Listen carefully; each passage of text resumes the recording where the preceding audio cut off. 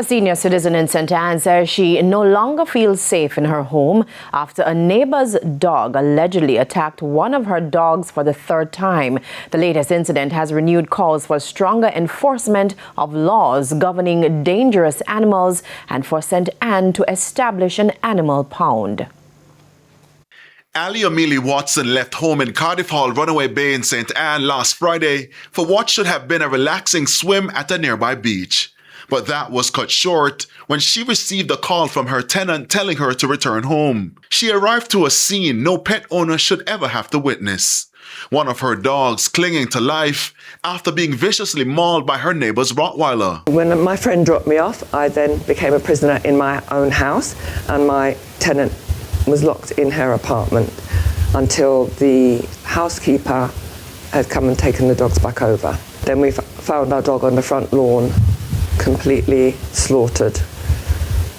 And it's the third dog actually. The attack has left the senior citizen fearful, not only for her remaining dogs, but also for her well-being. She insists repeated complaints have yielded little change, leaving her to wonder what it will take before decisive action is taken. We need to take some action before lives are taken, because if the dog is out on the street or roaming about my garden and I'm unaware and I come out, the dogs are aggressive. They have mauled my dogs. Our dog is in pieces, so they are aggressive dogs. They're not pet dogs.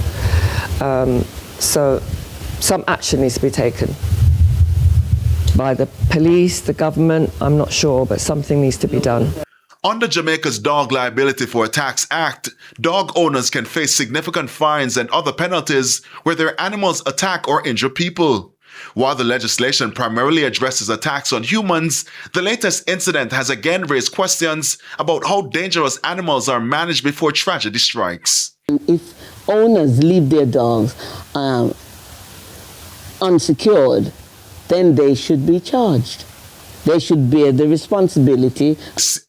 For former president of the Runaway Bay CDC, Camille Adijon, the issue extends far beyond the Cardiff Hall community and called for the local authorities to intervene. We really need to look at a formal pound, whether that's managed, I don't know about the police, or some unit from the local authority.